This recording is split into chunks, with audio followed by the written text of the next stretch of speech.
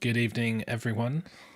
Hello. Always caught Byron drinking again. Yeah, he just waits for me to take a sip, and then he's like, "Good evening." Well, I can't Hello see there, you. Pete. I've got the intro on, so I'm just. That's why. So I'm It's not just doing it your, on purpose. it's your spidey sense. It It's very is. good as well. Hi, everyone. Thanks for joining us live. We're going to talk about lists in the new handbook, reactions, stuff we've seen. Take questions in the chat if there's stuff you want us to discuss, and put in the Absolutely. chat. And thank you Give it very a much for cracking. joining us. So, so hi Jack and Kenny. Andrew yells, "There's no country for old war gamers." Yeah, tell me about it. I'm going to get to a point where I don't have the bandwidth to play Age of Sigmar anymore because it changes too much. It'd be like in Shawshank when he gets out and there's like everything's really fast and there's cars everywhere and he doesn't understand the world. Maybe not quite as dark as that. I don't think I'm gonna. Well, speaking very honestly, like coming from a position where I was, on paper was results or whatever matters, was a good player. Like I can't be as good at this edition. It's not unless I didn't have a job.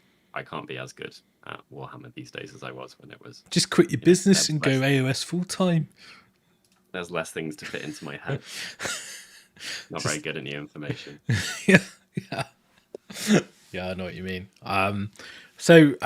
We premiered 3 videos this weekend. So GHB, Sylvaneth, and Skaven. So thanks to everyone who's watched those or joined us in the chat. Skaven chat was really interesting, actually. It was a good time in there. I spent most of my time talking in there. The Sylvaneth one was quite quiet. Don't know what that says about Sylvaneth and Skaven players, but it's Skaven's got a dedicated audience, hasn't it? Really, not that Sylvaneth doesn't, but it's older as well, right? It's one of the GW's most unique IPs, definitely in AOS. Speaking it's really of older. unique. Oh wow. Whoa, dude! Some nostalgia trips there. Yellow and red. Even better than that, there's a yellow back on that one. Yep. Skaven slaves. So we've got the price on $3.99, and these $3.99. There's a warp fire in there. I don't look backwards for you guys. Inflation's a savage thing. Metals. I don't know where half my stuff is. I've been plenty of my room hobby over here in the apart. Warcry pit. I've been trying to pull all my hobby shit out to find the storm vermin, and I assembled at some time ago my grey seer. They're built as well. Yeah, 30 of them. Yeah. Not based as well because I knew that something was going on and I was like, oh, I can't base these because I don't know. And then so I've got them storm vermin. I've got all the metal characters as well, like Deathmaster Snitch, and I've got Ikit Claw and everything. So I just I'm like, where are they all? They must be in the loft. So I wouldn't have sold them. So yeah, I just Skaven and Sylvaneth, but both have pretty incredible model ranges actually. Yeah, the Skaven are weird though because now they just seem really tired. Like we're talking in the chat a lot and talking about like how nice it would be if there was like a multi-part weapons team kit that also doubled up as Giselle's. I think there's some very obvious releases, like some incredibly obvious releases. Big hands like this. I can't even do it. Yeah, hand like that. Yeah. This isn't it. Like, how cool could you make that stuff look as well? Well, you can see it with Slinks, Skitter Warband, whatever they're called. Well, yeah. If whoever sculpted that, I forget the guy's name. I was chatting about this a while ago because he's so talented. Yeah. If you'd like to sculpt any more, dude, please. They are one of the best kits I have ever seen. As is the modern releases. That the Deathmaster model or whatever, the assassin is just, off the hook, isn't it? It's just incredible. Yeah, it's a lovely model. So I just wish I started and because I'm cheeky. A couple of weeks ago, I started looking at the playtest copy, thinking about list design, and I was going, I could take a deceiver, and you can do this thing where you take the grey seer on Bell, and you skitter leap the deceiver. Then the deceiver chucks a warp lightning vortex into their army, and then he teleports himself backwards with the same spell with the other skitter leap. But there's also an artifact you can move at the end of the movement phase, so you can just do another spell if you wanted to. And then I was thinking, oh, actually, like he doesn't get any bonuses to cast. So maybe you do it with a warlock, and then like you take the warpstone spark to re-roll. But then I was thinking, but I kind of want my warlock to sit near my Giselles. But maybe I don't take Giselles. Maybe I take a warp lightning cannon. Maybe a warp lightning cannon's better output than a Giselle unit. So it's like basically you're just trying to write a list in a balance book. Yeah, and then when I did the review, that's what it feels like. I suddenly felt myself going, "Oh, plague monks are a bit good, especially when you've got the corruptor with the blade." No, Liam, you didn't miss anything. We're just talking stuff, really. But yeah, I was thinking that you could take the Verminlord Corruptor, and he's got quite a cool little combo. I know you didn't do the Skaven show with me, so I'm going to explain it to you, and people who missed it will know. Right, so. I'm quite happy to sit here and be educated. Yeah, so I was looking at this and I thought it was cool. So basically, where are you? I can't add polls in the chat. But I can if I.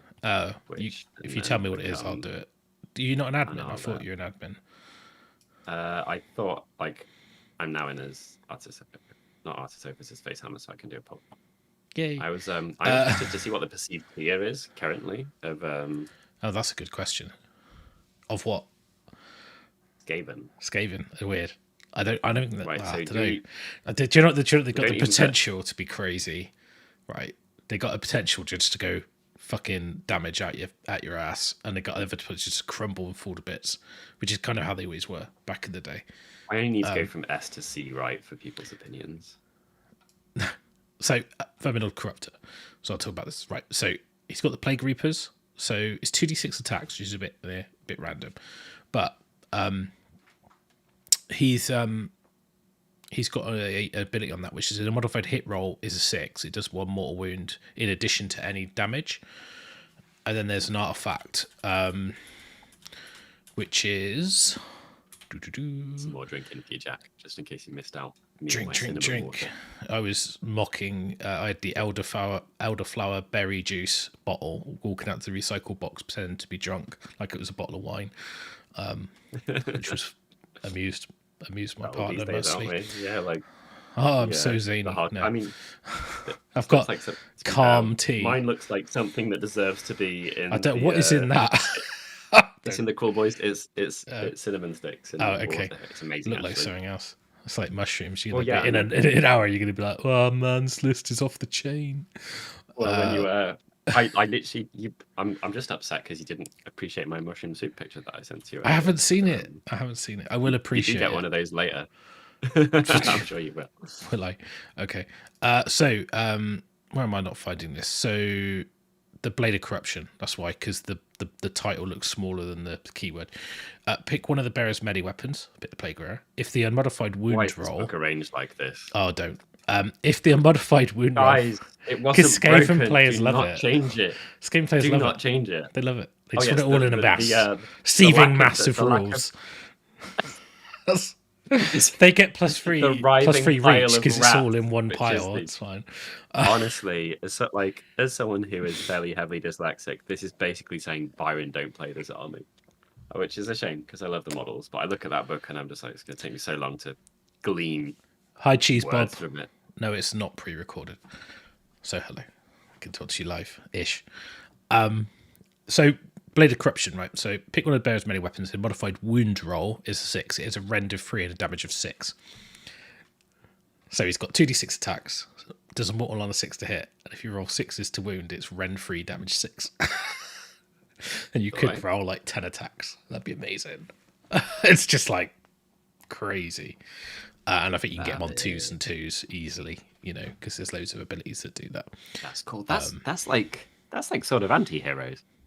Yes, crazy. What was it called? What was the one that I used with pop-up man in my weird mixed order list? Tenebrae Shard with the weapon of mortal wounds on 6s. Yeah, it's good. Remember what? Can you remember what it was called? That weapon? What's that? Sorry, Russ. The weapon that people used to put on the Corruptor and on the Tenebrae Shard, where 6s to hit did d6 mortals against heroes. Oh, it was the sword of the anti-heroes, wasn't it? Was it sword of anti-heroes? Something like that. I thought that Oh, got man. attacks and You someone used can to put it correct on your us. Tenebral Shard, didn't you? So Yeah, you should know. You actually ran Yeah. it. I don't. Hi, I Baz. know. I don't keep information like that in my head, but this is comparable. Like, run 3 damage 6 is fun. I'm really fun. fun for you, not so much for them. But yeah. But I mean, the fact you can put that on a corruptor, and the corruptor I think is the cheapest one at 390. I want to say. He's super awesome, cool. And I was thinking actually, like the prayers, you can do quite a bit of damage with that. Liam, you said Ren 2 on 6 is to hit is way better than double wounds on 6 is to win for monks at only 5 points more. I'm not sure what you're comparing them to, but yeah, let us know. Be more specific. Yeah, I also wish the Gracier on Bell had immune to battle shock, but I think you wouldn't see the furnace if that was the case. It does kind of mean you have to be a bit lean on your command points, but there are lots of ways to kind of mitigate that. Because I don't think you're going to take loads of big units anymore. Not that they really did anyway. This game book's been in a bit of a bad place. I do apologise if me zooming in on War Scrolls makes people feel sick. By the way, I've been told that in the comments. We got to get to them being larger somehow in order to help. Can't you, read so them, just so it's like Verminlord Corruptor 360. away. So he's a bargain. I do like the I do like the Deceiver though, because he's pretty sweet. He's got utility, hasn't he? Yeah, I do agree about the reinforcement points as well. Sorry, more utility. Sorry, so fair point. Multitasking. Yeah. Oh yeah, because of doc, because order keyword, right? So, but yeah, it's a bit of a shame. But I don't. It's not. It's like it's not like you can't write that in because it's on the pitch battle profiles. Like, I don't think it's good for the game either. You don't want I don't think anyone should be encouraged to take multiple units of 30 things. Like multiple being like more than is allowed currently. Like no one wants to see 4 units of 30 things running around a table. If we'd like to finish games in less than like 3 hours or whatever. I think or be able to fit in the deployment zone. I quite like the fact that you can go like with the Skaven for 4 reinforcement points. You can double reinforce a plague monk unit to 30 and have 2 20s of storm vermin. And if you want to have 20 clan rat screens, you can. So you could basically go like 20 clan rats, put them in the new formation, which is count as free models on terrain. You use them actually not as a screen, but at the back of your army to sit on objectives and to be veterans when you need them. Then you've got storm vermin, which you could even put them and the monks in hunters to get +1 damage against other veterans. So super interesting. And that then definitely work. You can have a plague furnace, which makes the monks battle line, but you don't have to make them battle line if you don't want them to be veterans. So you can decide, because with Skaven it says you can include 1 unit as battle line for each clan, whatever hero. So their pestilence hero. So for me, it's like you could go, I'm going to run 30 plague monks, not battle line, because I don't want them to be veterans, because I don't want them to give away battle tactics, but they can still go in bounty hunters and run 2 20s of storm vermin. The sensor is in there, and the good thing about the sensor is that it makes all Skaven immune to battle shock, not just plague monks. So you've got an immune to battle shock bubble, and then you could put the 2 10s of clan rats in whatever the veteran formation's called, Men of the Land or whatever it is, and then you get free capture. So 20 clan rats would count as 60 models, and they're 100 points, and you get D3 models back every battle shock phase. So it's like they could shoot them or pepper them off, but actually it doesn't really matter. I mean, they're easy to kill. I mean, they're not hard to get rid of. And then they're pulling 5 from other things. Liam just said he does want to see 4 units of 30 things and laws, or he's been. There's more where that came from, and a good player will play the approach to finish the game. That's fair. Maybe what I should correct my statement to is I don't want to see 4 units of 30 things getting into combat. So if you want to stand 2 units of 30 cowardly things at the back and they just do their job there, that's not going to slow down the game at all. Because what I talked about, so like it's 270 points for 20 storm vermin or 30 plague monks, right? So you could basically have that. What's that? Times 3 is 810 points plus 200 points. So for 1,010 points, you can have 40 clan rats in 2 units of 20, Yep. 40 storm vermin in 2 units of 20, and 30 plague monks. That's just over half your army. That's still that's a ton of bodies, and you've still got 900 odd 110 points wounds. for characters. 110 wounds, which are all going to get to attack if you want them to, like in terms of reach. I mean, like Yeah, good stuff. point, Anthony. The plague monks would have to be battle line if you wanted to run as a 30, but you could run 20 as not battle line. Yeah. Yeah. So, but you know, Just still a good. mere 100 wounds then. Yeah, Jeez, but you save yourself 90 points. But yeah, I mean, like it's with that. Then if you take the furnace, I mean, I quite like I was looking at Slinks. 1 blob of storm vermin, 2 little clan rat blobs just as captures. I was putting night runners in, but I was like, I don't want to get the models. And actually, I know they get a pre-game move, but who wants night runners in their army? Maybe 1 unit, but how are you going to make them? Because I don't want to use the big ham models. Yeah, Liam, do you mean because they're more expensive than they were? Do you think they are unfairly pointed currently? They're more than they were, but they are a bit of a bargain. Or is it because you're trying to run multiple? They're amazing. Give us a bit of info. Yeah, I don't think they are. I wouldn't say they're overpointed. In my opinion, it's like you either run a bell or a furnace and a Verminlord, or you run a bell and a furnace, or you run 2 Verminlords. Like you're going to run a combination of that. All of those look great. Whatever you say, I'm just like, that would look nice. That would look nice. That would look nice. Yeah, I mean, you could. And what's nice about the interchangeability of the Plague Monk blob and the Storm Vermin blob, the Grey Seer on Bell to the Sensor on Bell, you could go like Sensor on Bell, Plague Monk blob, Corruptor, or you could go Grey Seer on Bell, Storm Vermin, whatever you wanted, but probably the Eshin one, Deceiver. And I know it's slightly different points, but not a lot. It's like 10 or 20 points in it. And it's a slightly different bolt on, and then the rest of your army could stay pretty static. You probably want what I called blobs, so you could go like Arvis Warlock Engineer, 3 Giselles and a Warp Fire Thrower, or have like 2 units of 3, or have 2 Warp Lightning Cannons and an Engineer, or something like that. So you've got something that does damage at range. Really good army for kind of chunking stuff in and out in like 300-point blocks. Or you could even go Storm Fiends and Molder and Rat Ogres, because they give you an option. They're good. I mean, what I like about the Skaven book now is the clan building is open, so you can do what you want with it. I know. Yeah, I think it's a really good move, for sure, Liam. I don't think you could, like, I would say they were underpointed for the fact that they're a wizard and stuff like that. It's like saying, like, when there's a new corn book at some point in the future, people are going to moan about Bloodthirsters going up. That's because they are a joke now. It doesn't mean that they're not worth it, in my opinion.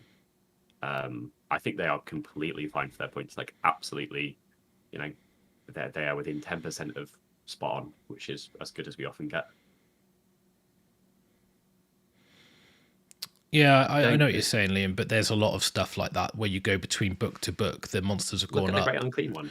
Yeah, I mean, he went up from, 320 to 495? Yeah. And arguably, like, he got a little bit better, but you couldn't say he was, like, that. I mean, yeah. 130 points better. He's just fairly pointed now. They were an absolute Let's be honest, compare anything to a keeper, it looks like a bargain, right? So... I mean, there might be. I mean, the good thing about points is that they're adjustable, right? So, as long as the rules are where they should be, that's important, right? Yeah, and like personally, I think if you've if you're like the rules are good, then points will come out in the wash. But I think the reinforcement's a good point. But I've written lists, and I remember when we did the Ironjawz test, and we're looking at Ardboys, and they're in 5s, and it was the reinforcement. Is that a problem? And actually, I wrote a list with 2 15s, but everything else is MSUs. It doesn't really matter. Yeah. And I think Skaven kind of feel a little bit like that. So you could still reinforce 2 clan rats up to 40, and still have a double reinforced storm vermin unit. So you could still have like 80 clan rats and 30 storm vermin. And I'm like, that's still 110 models. I'm like, that's. I know it's not.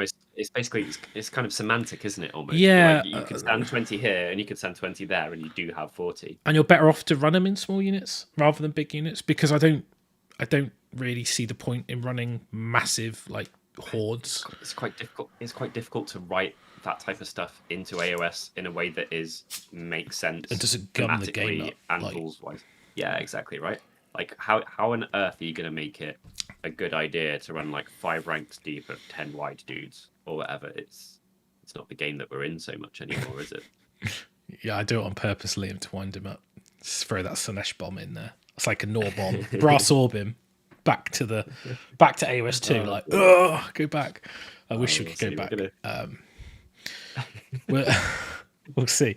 The brass orb's interesting. So there's a few little things that are a bit weird. So one thing that got pointed out on the stream, which is quite funny, it must be a typo. So it says Warlock Giselles, unit size 3, 120, artillery, note single.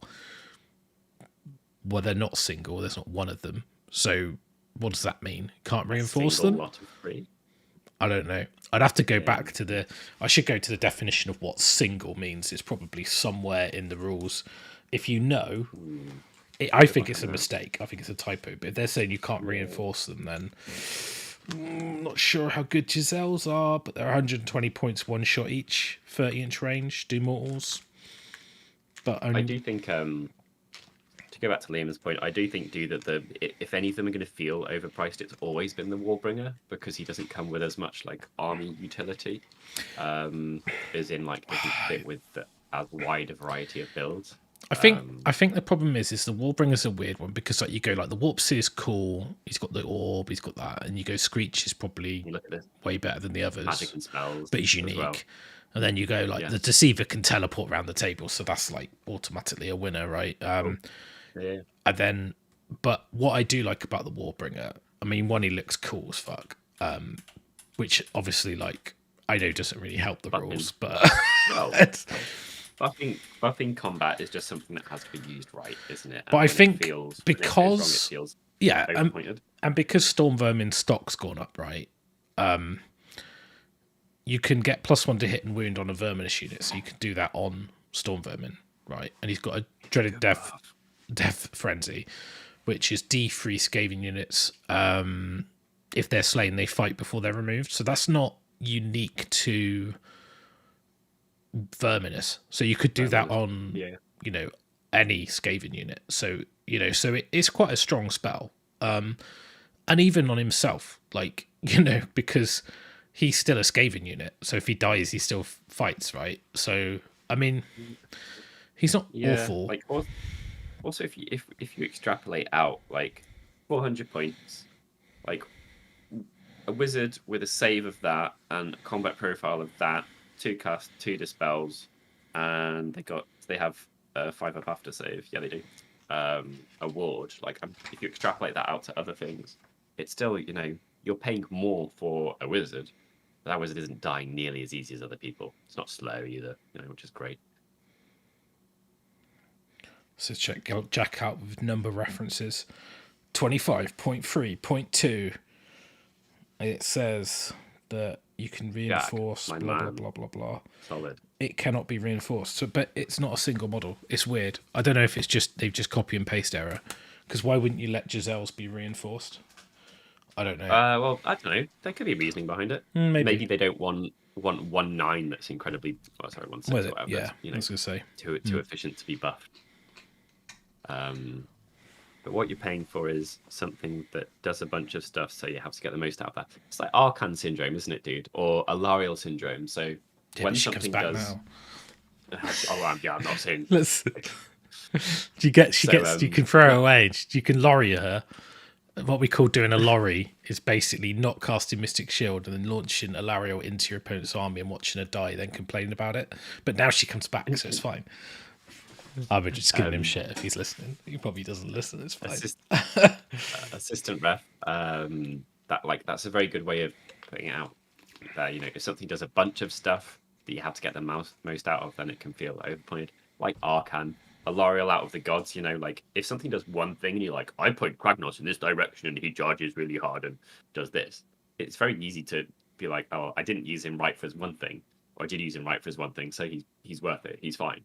Whereas if you're like, I need to make sure Arcan attacks the right type of unit, I use his magic phase well, I manage this, he needs to be in buff range. When all of those add up, it's going to feel like an absolute bargain. When they don't, they're not. and each turn you'll probably just remember the thing that he didn't get to do, like his shots didn't hit, or whatever it is.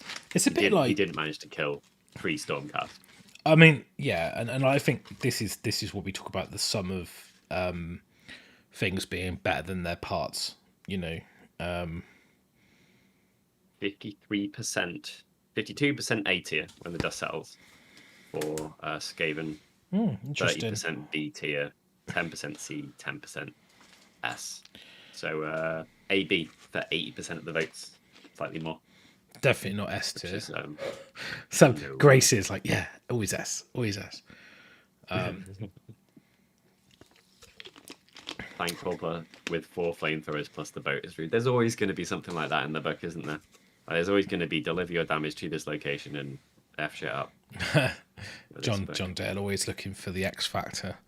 I'm not sure. Can he actually fit wholly within 3 of Launchion? Is that what he's talking about with the boat?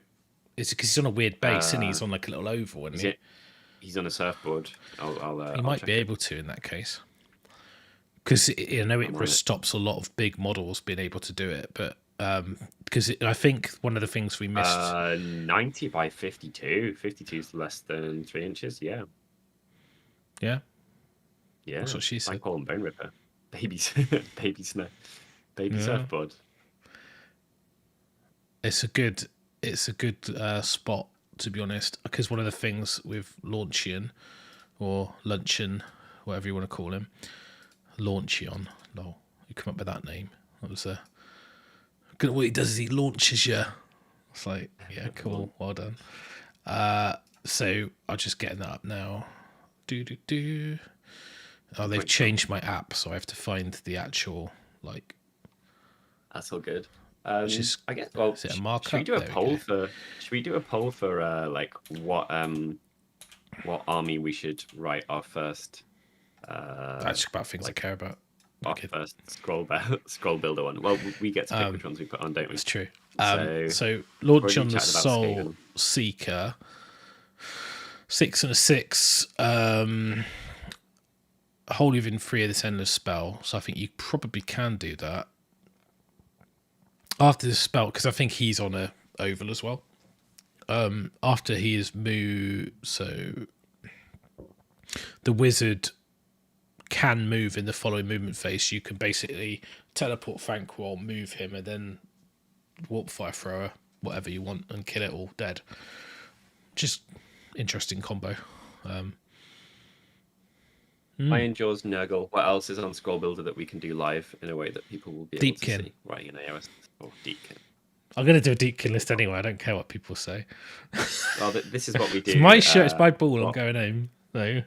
What are we doing listcraft now? Okay, guys, you got 2 minutes to vote on this. Ironjawz, Nurgle, Deepkin. If we, someone's asking for Kruleboyz.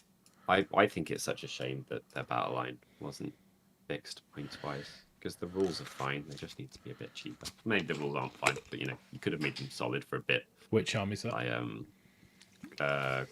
Kruleboyz. Oh yeah, I think something will have to change. It's a shame that. You mean rules-wise? Just points and maybe battle line ifs, something like that. So who knows? I mean, I just don't think voting is close. Sorry. 43, 14. Oh. Ironjawz, I mean, we've basically put up 2 of the most aesthetic popular armies in the game, so it kind of makes sense that Ironjawz and Nurgle would be very close to each other. Oh, Ironjawz are edging it. Come on, guys, vote for Nurgle. We want to drop a 30 block plague bearers and be unimaginative. Get Ironjawz up, because I think it's going to be interesting when we basically take exactly the same strategy with both Ironjawz and with Nurgle. Is that out of the new handbook? Oh, what is the strategy? I haven't even looked at these. I think you make a blob and you walk into the middle of the table. Are you talking about that's a weird strategy though, because there's a lot of discussion about this. I'm not sure it's right. I think it's going to get FAQ. I will have to see. So you talking about the grand strat, which is like be in all 4 quarters with a unit? Oh no! I mean like, because I think that's general strategy. Oh, sorry, I thought you meant grand strategy. Like as in like, I was like, oh, what are you talking about? No, I don't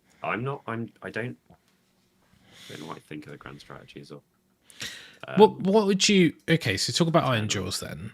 I guess they're edging it, right? Because everyone just No, we are loves them. literally neck and neck. 38, 38, 24. Deepkin are catching up. Ironjawz and guys, like, get your votes in. You've got 30 seconds to make one of those be the leader. No one likes Deepkin. Shut up, Liam. It's going up. My fish. Kept to make me ban you. The thing is now, because people can see the results, they're getting pity votes, aren't they? Yeah. Or I've said them out loud. We've got 38, 38, 24. This is ridiculous that it's that close. Yeah. Oh, 37, 37, 27. 34, 34, 31. What's happening? I know, Deepkin for the win, baby. Oh, I'm doing Deepkin anyway. It was loser, Russ was We're going to do all of them. Yeah. Right? So Russ was upset, so they're going that. Guys, you got 10 seconds. Let's go. Let's go. Yes, Putrid Blight Kings can be veterans because although it says the leader gets an extra wound, their profile wound is still 4. So 3, yes, they do, and yes, they are awesome. Go. Nearly 100 in chat. That's wicked. What is my favourite Nurgle ally for a pestilence heavy army? Oh, good question. No, look at that, Russ. You don't have to be upset about your fish now. That's well close. I do because it didn't win. 35% Nurgle, 30% Deepkin, 33% Ironjawz. We could do a Bretonian army really quickly. Oh, what a feck one? No, just yeah, fleshy is done. No, just like there isn't one, so it's fine. Right. Run, Nurgle. So that's nice because Ironjawz, right? That's what we're doing. No? Stop it. That's my ball. I'll go do what I want. Can we try? Can we try 30 blood plague bearer Nurgle? I want to put my list in first because I've been thinking about this. Okay, get it out your head, and then we can get it onto the screen and see how it fits. Exploring. I charge my eels Neanderthal play. Yeah, just give it a go. See if it works, right? See if it works. Go on then. Do your Neanderthal play and see how far you get. I do genuinely worry about this edition of the handbook that perhaps soft brain armies are going to be rewarded in so much as like I exist and I don't die, strategy 1, and I shall ignore you and you're dead, strategy 2. I think that the scenarios and the battle line stuff kind of leans a little bit towards that, especially giving people extra damage. What on earth is that about? One more damage. It's pretty silly, isn't it? Oh, it's mental.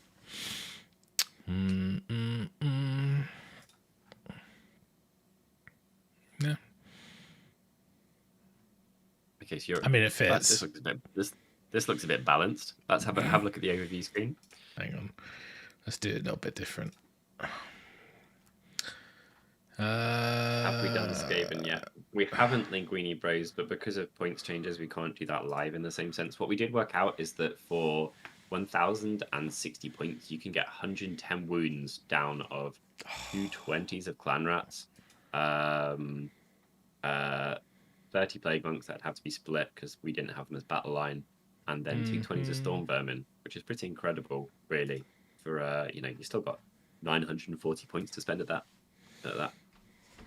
I'm always 10 points too much. That's the issue.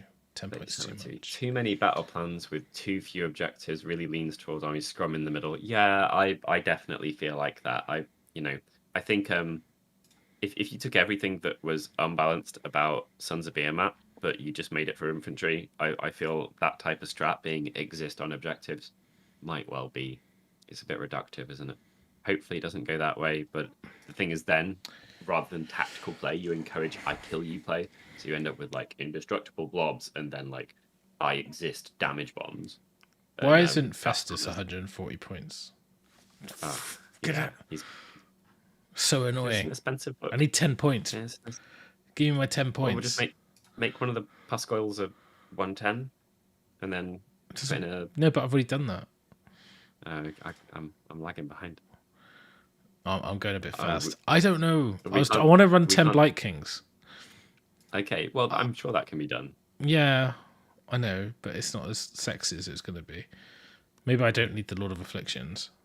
No, I was. I definitely need him, there. right? So You do need him. Yeah, you have to have that option, I think. is that one overwhelming strength, overpowering strength, stench? What about cogs in Nurgle Russ? You just exist. You actually make your charges for once, Good for and your then people are magic. just blobbed, and then you win the game. Yeah, maybe. I don't know. I'm not as excited about this now. Getting annoyed.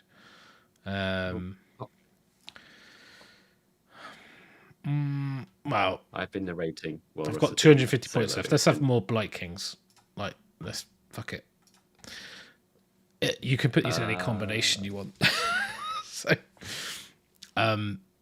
it's a Lord of Afflictions with his AoE, turn shit off, drown men, Orgut's Demon Spew, blow ab, 2 Pascal, 2 Pascal, 5 Blight King, 5 Blight King, 5 Blight King, 2,000 points.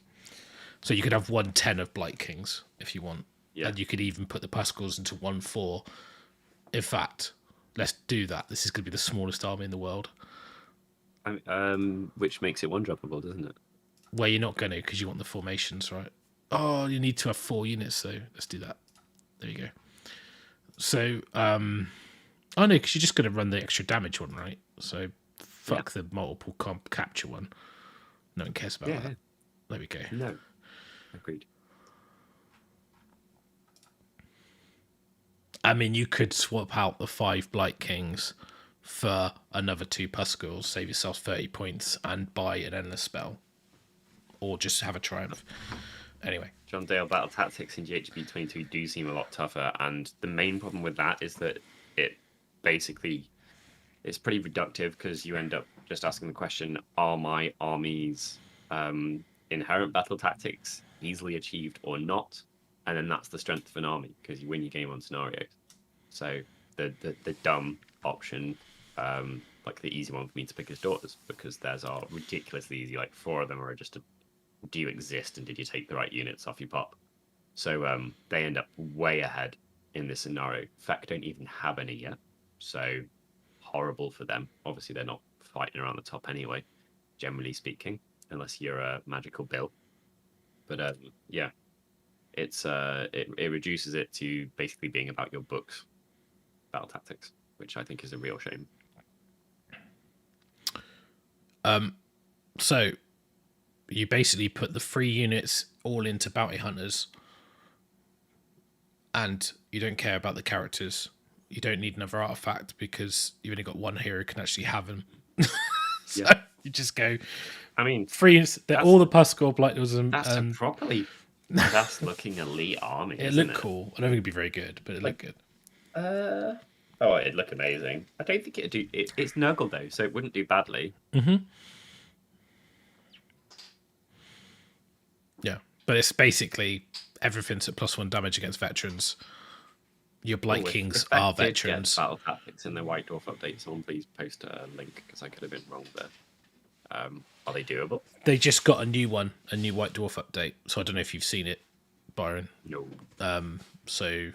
No, I don't. I haven't covered it yet.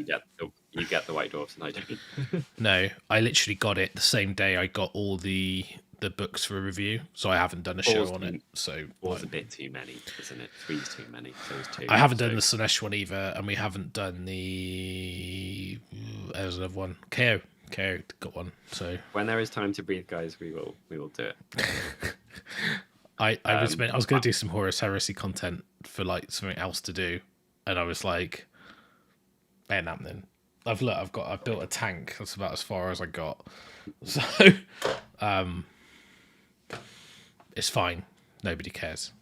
It's like right. So you built an elite Nurgle army there. I mean, that's got 127 very high quality wounds, which is over average anyway.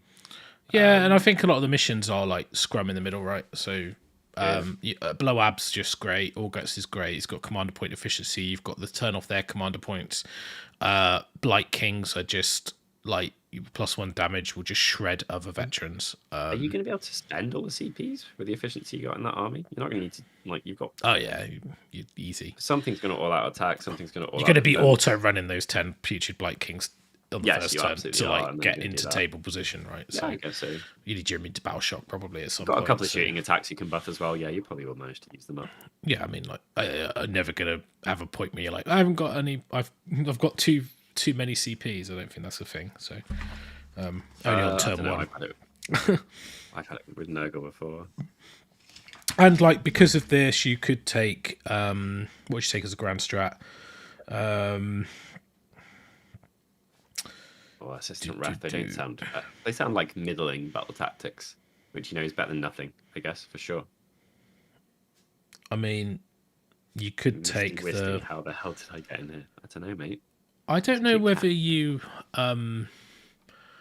you take the don't have enemies in your territory because like you generally don't want them in your territory anyway, right? And people aren't going to be like trying to get round you, and I don't know. I don't think it's. I think it's almost. I'm not sure.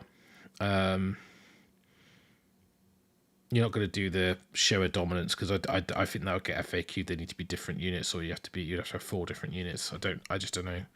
I think so. Yeah, there's no way it's not. You haven't got 3 Galatian veteran units. Just doesn't seem like the temptation. No. But yeah, that's a silly Nurgle army, but I like it. So it doesn't have to be Drown Men, by the way. You could go Blessed Sons, which you blow up and do mortals when you die, but I don't think it's very good. But for the pre-game move, you could swap out the 5 Blight Kings for 2 Pascal, so then you've got 30 points left over for an endless spell. Which what would you get? Going ghetto with my books. What endless spell could you get that could upset someone? It's a bit more pokey damage. Oh, you could take Launching. Can't do anything with that. Swords, Burning Head. No, they're all 40. The only thing that's 20 is Burning Head, and the only thing that's 30 is Launching. Everything else is 40 plus. It's sort of like 50 to 70. We like Pantera, mate, but we're not discussing them much here. It's more about toy soldiers. A couple of Plague Claws in Nurgle lists. How are they pointed now? The new Plague Claws. Quite cheap. I think they're 120. I think 130. They're pretty good. So John Dale asked, "What would you ally into a Skaven, past the Skaven army for the Nurgle book?" Festus can heal any model, right? I'll double. I think he's Any friendly model, non-specific. right? Yeah, it's friendly. He's pretty good. The other thing, I mean, generally with Nurgle, what are you going to be using from the Nurgle book in a Skaven army? Something with resilience. I mean, like Rise, I think, is a good 4 plague drones is not a bad shout. Yeah, it's really not Studge. You're welcome to stay deep. Yeah. Yeah, I think a stodging unit, move it up the board, and then just you get some shots in, gives you something against hordes early game before your dudes can reach them. Maybe the universe wants me here. Yeah, I mean, why not? There's plenty of time for metalheads here, dude. All day. 2 in the pink, 1 in the stink. Stay away. It's fine. So, yeah, and I think in terms of like Nurgle units, anything that's tough, resilient, and can hold stuff. I mean, even like Beast would be good shout, or maybe just a Plague Bearer blob. Like, I think there's time for a 30 in this edition. I think like you buff that one thing, you 6 it because getting into the middle is so important, and you just like the mega blob, the original mega blob of sorry, my army's name. That's my band's name. I don't want to be part of this mega blob. An anvil, yeah. I mean, they don't do hammers hugely, so like not in one place at least. It's kind of like a combination of like a Maga Flawed and some other flying attacks or whatever, or some impact hits. But they can absolutely get an anvil. So I think the mega blob. What are you running for this army that you're? So I don't like. You can, interestingly, the fact you've got Plague Bearers in a 30 is going to make it so maybe you could get towards a 1-drop quite easily. So you could go. Do you think the 1-drop's a thing now? I think blobbing your way into the middle of the table with a 6-run or the spell and just existing with this army is a legit strat. But also you might have fun with the other items. or artifacts or whatever. I think you want a unit of drones in there, if possible. Well, you can, because you can just swap the Blight Lords out, right? So this is 2k on the nose, right? So this is Great and Clean one, Blow-Ab, Lord of Afflictions, 30 Plague Bearers, 2 Puskals, 2 Bascals, 3 Nurglians. But ye Puskal Blight Lords could be 2 units of 3 drones. And then you gain a couple of points if you want. And you gain 40 points, which allows you then to put in an endless spell. So yeah, they weather Triumph pretty well as well if you want to use it on. Yeah, I mean, the good thing about 40 points is Cogs is 40, Pendulum's 40, Geminid is 40, Horrorghast is 40. Good option. Palisade is 40, and Gravetide's 40. Not that you take that, but you know, so lots of options there. What can you get if you? Because in this army, you can't put the Plague Bearers in the counters free models unless you've got another unit of veterans to put in. So if you wanted to do that, you could take, for example, let's see if this works. Drones. Oh, no, I deleted them. Plague drones, plague drones. And then White Lords for one of them. And then maybe you've got 145. Of course you do. I was thinking maybe you could have another 10 of Plague Bearers. So you can't fit. You can get three smaller heroes. Wait, that can't be a 1-drop because of Blow Up, right? Yeah. That's 2-drop. Yeah. You take Blow Up. Yeah. You always take Blow Up. Do you need Papa? What's Papa doing? Well, that's the other thing. You could drop him out. Like, you could drop the Great and Clean one, and then you drop could him out and let's go heavy on wounds. One thing you would need is you'd need Festus because you don't have a Locus. So you want the D3 heal because you don't have a Great and Clean one. So yeah, without Snail, man. It's a pretty big deal. It is. It's a big deal. Yeah. It's not like some weird tech item way to get the Locus. Well, you could you could basically go. I mean, would you take drones in that case? You've still got 240 left, so I think you go Puskal Blight Lords, right? I just think they're better than drones. Right? Yeah. Like single Puskal. I think you want like A3 of drones is a good option. You can do that then. There you go. Bang on. So that's Blow-Ab, Lord of Afflictions, Festus, 30 Plague Bearers, 5 Blight Kings, 2 Puskal, 2 Puskal, 3 Plague Drone. So that's 5 units. But you could put both the Puskals in Bounty Hunters with the drones. You could put the drones and the 3 Blight in them into the Bounty Hunters, the Plague Bearers and the Blight Kings in the counters free models, and then you just run Magnificent. There's no point. You might as well just not bother running NF. Well, you could do a Magnificent because you get an extra command point, can't you? So you could run Magnificent or an extra spell if you wanted to. But you got Blow-Ab, Lord of Afflictions, and Festus, and you could run them in the Magnificent because you've got 2 sub, and 1 main. And you just run that, and it's like, I know it's an 8-drop, but it's 154 wounds. The only thing you don't have is you don't have Fleshy Abundance because you haven't got a Great and Clean one. And you can't give. You want to summon in some. If you really wanted it, you could summon something in turn 2. Be a bit weird. What Should you actually summon a Herald with the spell? Would you go for? Would you go? The other thing you could do is you could swap Festus out. There. Don't need a Demon General, do you? I was thinking for something to be able to guarantee slots. Oh, I would go the pre-game move on the Puskals. I wouldn't go. Yeah. I'd go Drown Men. What you could do is you could run. What would it be? What's the dude's name? The Scrivener. And then you give him the Arcane Tome, right? And then he can take the spell Fleshy Abundance. Absolutely. And then you could even make him your general if you wanted to. But I think the Lord of Afflictions is your general, and you give him overpowering stench. Yeah, And then you could actually run Magnificence. You could have an extra artifact, so you could run Split Horn Helm. So nice to have the option to take different things with the LOA with his off-table drop. Like you can being able to be like, you know, I just don't care. I'm running these up the table solo, and he's taking some drains, or he's just taking himself. Yeah, so you could run that, which is Blow Up, Lord of Affliction, Scrivener, 30 Plague Bearers, 5 Putrid Blight Kings, 2 Puskor, 2 Puskor, 3 Plague Drone, and the free fly units are in Bounty Hunters. The Putrid Blight Kings and the Plague Bearers are in the counters free models and objectives.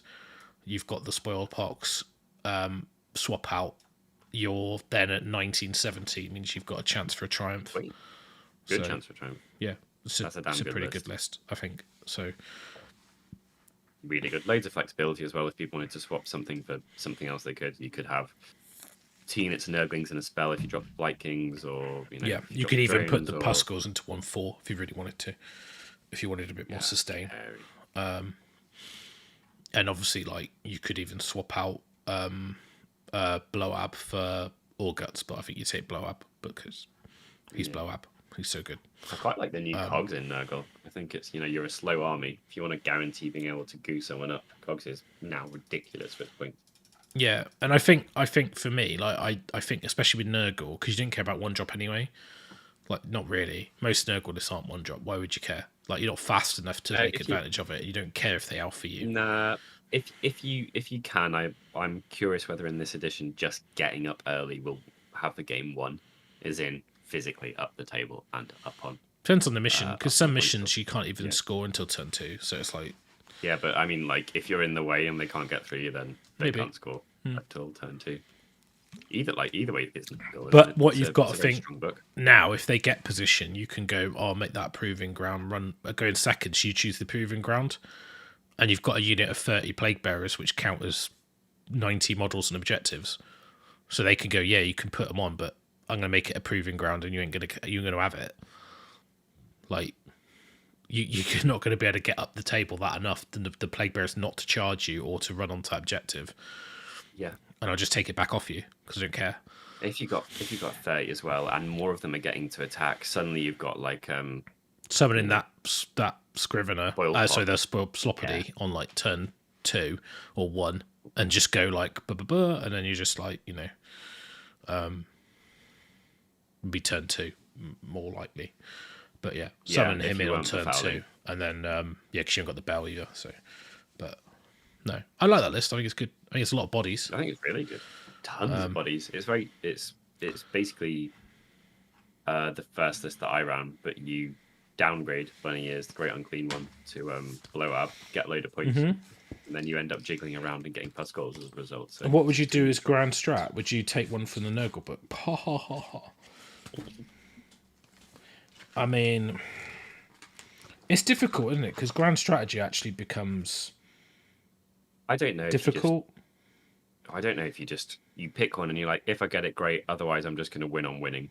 Do you just take Tame the Land? Like when the battles, you complete this, if you control all objects in the battlefield wholly outside your territory, but there might not be any because there might be some on the edges. So you can't take that one, can you? No, you can't. You just can't even consider taking that. Defend what's ours. No enemy is wholly within your territory. Might be doable. Against some armies, you're just not going to get it, but maybe you don't care against, like fragile armies that can drop Canary or whatever. Maybe just exist in the middle and you want enough from the rest of it. You don't have free Galatian veteran units, so you can't do that one. No, they were awful, aren't they? You're not really going to pick any of those. I don't know what's in the Nurgle book. I couldn't tell you. I'd have to go and actually get it. So maybe if you've got it to hand, you could check. Surrounded by Skaven and others. All right. Well, if you Horus Heresy book, which I can go grab it. Just give me a sec. Yeah, grab it, guys. Oh, guys, you want fish now, do you? This has changed. Russ is fine with that. He's already prepared a list. The bone splitters text. Oh, heck, the poor bone splitters. There is a lot of dedicated people making that book work with brains and stubbornness. Nah, don't give them credit. Dedication. They like eating bones and stuff. Oh, I don't know. Oh, is it in the Path to Glory rules? What point is that? What we got? Close, very in. 48. Corrupt 52. Arcane Nexus is possible. When the battle ends, complete this if a Maggot King of Nurgle Wizard is within 3 inches of the centre and there are no enemy units within 6 of the centre. That's not too bad. When you've got Blow Up and you've got the Spoils box and you can summon them in, right? So Yeah. And end of the game's plenty of time. Like, Nurgle get better towards the end of the game. That's a good call. Maybe 10 the Garden. When the battle ends, complete its ground strike, no enemy units within 3 of any Fecundant Narmors in your army. And there is a Fecundant Narmor wholly within your opponent. Nah, I don't tell that one. Oh, no. It was good until you got to the last one. Blessed Desecration. Pick this grand strategy only if the model picked to be a general has the mortal keyword. If you do, after deployment, pick one terrain feature wholly within enemy territory. If no terrain features are wholly within enemy territory, you pick any terrain feature. When the battle ends, you complete if you control it. That's probably a good one if you're taking a mortal general as Lord of Afflictions, right? So that's a good one, I think. Destroy it somehow, yeah. Well, you just pick a piece of terrain as long as you control it. That's fine. And it doesn't have to be him controlling it. And it counts as and it's the same as objective capture, right? So yeah, I'd probably take Blessed Desecration because you're taking a Lord of Afflictions, that or Corrupt Arcane, but I think Corrupt Arcane's harder to do. So I think I'll take Blessed Arcane Desecration. If you're great Unclean One general, or basically the grand strategies actually are not bad. No, they're not awful. It's the battle tactics that are pap. All right, the votes have been very close. Ironjawz got ahead, but have dropped just behind, so we're gonna do the Ironjawz next. No, fuck that. No. Protest vote. Oh. How do I vote? Can I vote? Bloody hell, guys. Hey, I reckon there's probably a higher portion of Fishman love here than there's going to be in most places. It's nice to see them doing that well. It's an interesting discussion. Ironjawz is boring. Yeah. What do you do? Right. Because ultimately, like, what do you do with... Oh, Kragnos, right? No. So what are you taking? More Crusher? No. Single More Crusher. Iron Suns, right? Gotta be. I love Iron Suns, yeah. And then the thing is now, basically, AUDIBLE are... I think they've always been good and people have slept on them, but there's even more reason to pop him in these days, I believe. Mm-hmm.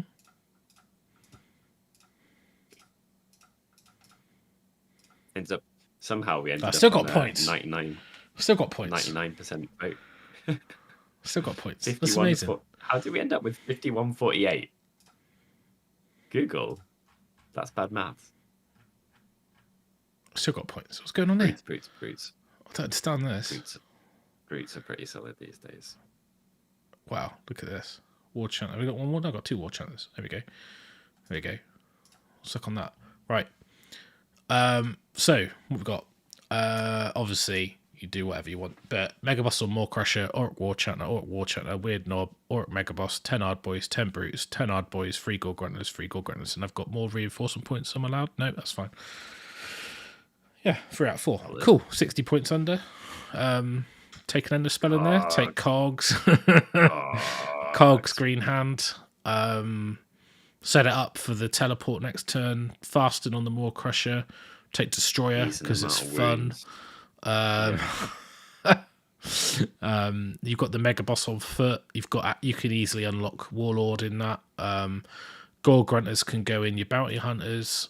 Along with the AUDIBLEs, you could put the Brutes. Gore Grunters are so good. I'd put the 2 10s of AUDIBLE in triple capture. The Brutes and the 2 units of Gore Grunters in +1 damage. Bounty Hunters. So you can make it 1 drop if you really want to because it's 5 units. No, not 1 drop because you've got too many heroes. But yeah, you can do it a 3 drop. So, but I would. You could. Yeah, I mean, I could see you just. Yeah, you can do whatever you like with the heroes in there. You could I don't usually rate Weird Knobs; they're very cheap. But you could drop him out. You take the Weird Knob purely for the chance of casting Green Hand. Yeah, it's just so many games. It's like, oh, I got it off. Is there a consensus on whether Allied Coalition summon units get Galatian veterans? I believe we discussed it in the show. Yeah, I think they do. The list, because it's there. It just as a battle line unit with, so they don't stop being battle line. It's the same as when if someone summons a battle line unit in and you kill it for it still counts as a battle line unit because it's you could pick it as kill a battle line unit. Why the Megaboss on foot? Because awesome model. And he can sit around your Ardboys and issue 2 command abilities, whereas the Maw-Crusher could fly off and do something, and the Megaboss on foot is with your foot guys, because it's quite a foot-based army, because you've got 3 units of 10. Also, if your Maw-Crusher dies, it's actually pretty decent to have backup. I actually run double Maw-Crusher and a foot boss, because I like the ability to issue multiple commands. Like it's well, you send these things off that are like literally triple the speed of the rest of your army. Like what happens if you didn't teleport something? Who's going to buff the rest of your army that isn't the cabbage? Yeah, and it's actually like you could even go like 15 Ardboys and then take Iron Skull Boys, because I think they're good. They're a good unit for their points. If you've got these Shades by a Warband, I don't think you can buy them anymore, but they're actually a really good shout, because I think they're 80 points. They do more damage. So they're 4 models. It's about the same amount of wounds. It's like, in Iron Suns, they're awesome. Obviously, you've got the counter charges, but foot boss, I like him. I mean, you can easily access the artifacts. I'm a bit rusty on my Orc build, but what have you got? I'm a bit rusty on these now because I've not looked at these for a long time. What you got? Boss Skewer. Is that the bravery one? It is. I actually quite like the one that gives you. I mean, Arcane Tome's just a good one, right? I mean, Arcane Tome's super solid. In which case you could drop the Chanter. I quite like the. Not the Chanter. The weird. It depends if you want drop or not. Well, you could go like well, you could give him Flaming Weapon, Arcane Tome, couldn't you? I mean, that's not a bad option. But you could also give. I quite like the one that lowers his mood. I know it sounds weird for me to say it, but the one that lowers his mood and gives him. It makes him. Doesn't it make him like movement free though? Like really? No. Oh, I do it on the cabbage. Oh, the Maw-Crusher, right? Okay, yeah, because he doesn't need it, right? Yeah. Because he moves 3 times. Well, yeah. I mean, he's good, right? I mean, what do we take? I do actually quite like the weird combo of giving him the Arcane Tome and then giving the command trait where he can do mortals to the enemy to get bonuses. So faced it when I played Jack recently. He had him doing that. It's great. He just damaged his War Chanter. He had 3 War Chanters, so his War Chanter sung it himself and healed himself. It's super cool. Mega Bossy or Mighty War Leader. One of them allows you to re-roll charges, and the other one in the War, and the other one is like you can issue for War Leader on addition.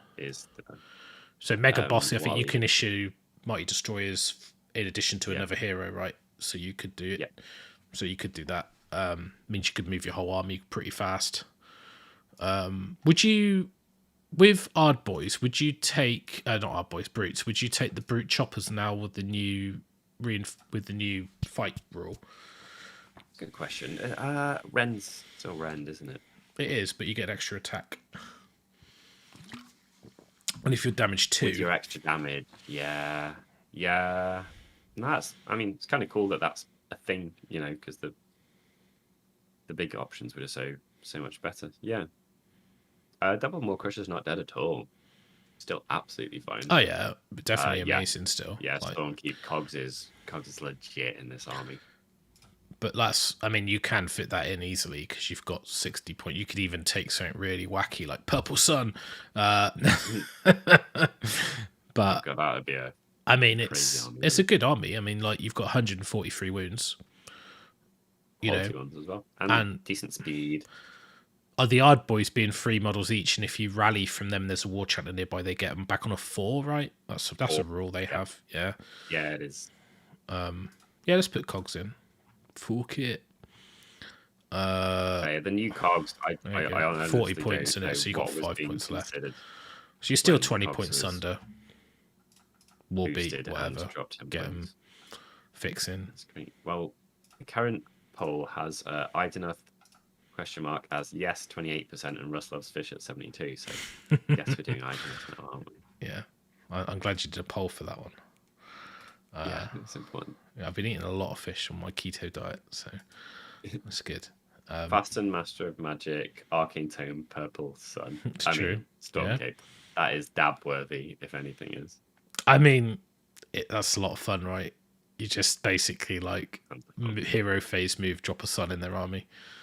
Actually, yeah, dude, the rules changed on a bunch of the spells as well as the points halving. yeah. So Purple Sun now worth reading it. is like scary as hell. I can actually get this up actually. So Purple Sun has a one. It's got an AOE, and then everyone within that has a 1 in 6 chance. Yeah, if you roll a 1, they're just dead. Right. Not like if they're this wounds or less, just dead. So whether it's a dragon or whatever. Oh yeah, I forgot about this one. Subtract 1 from save rolls for attacks that target units within 6 of the end of spell. In addition, roll a dice for each unit within 3 of the end of spell after it's moved on a 1 model for the unit slain. So if they're a single model, they're just dead. Even just removing a Fulminator is an absolute bargain, though, isn't it? Like you got that out of that, you'd be like, sweet. I actually like Ravenak's Gnashing Jaws. I think that's a great spell, especially it's very Ironjawz. Yeah, perfect. Exactly. So after it's moved, pick a unit within its pass across within 1 inch on a 2+. It takes the difference in their move characteristics to the roll in Mortal Wounds, and you can re-roll it when you summon it. And it's on a cast of a 6. So I think you would do that, right? You would probably go Arcane Tome on the Maw Crusher. Yeah, it's fun, and 2 wizards better than 1. I don't know what happened there. It just like teleported to the bottom of my list when I did it. He must have cast Green Hand. I don't know. And bash them lads if you wanted to, but it's probably, I don't know, like they're all good spells, aren't they? Solid. If you've got all of these lists in different tabs for us, we can pop them in the description. I don't, but yeah, it's fine. A bit late for that. Open up a new tab for the next one then. So what's Purple Sun now? 70? And what's Ravenak's? Let's have a look. Just going. Purple Sun is 70 and Ravenak's is 60. So no, I mean they're all fit. You could do what you want. Like I like that idea of the I think that's an inspired idea to put that on the general with the reroll and just be like, fuck it, YOLO. I mean, if you got the minus off, never mind killing some stuff. That's still great when you got a mega boss around. Yeah, I like the mega boss on foot with the. I actually quite like bash them lads. I know you need to roll an 8, but it's. You can do the thing where you damage. You can do the thing where you damage yourself. Or yeah, something it has to be the general though. So it's like. Yeah. Anyway, that's. There's a list. You could even take Godrak instead of a Maw Crusher if you made the Mega Boss on foot your general, which gives you some redundancy with War Master and your big War call, but I don't think it's as good, but Nah, I agree. So what are we doing now? Fishman then, if you got one prepared for us in a different tab. I haven't, I've just scrubbed that one because I'm cool. So okay, I can retrospectively. I've just deleted the other list, so it's fine. Hey, it's fine.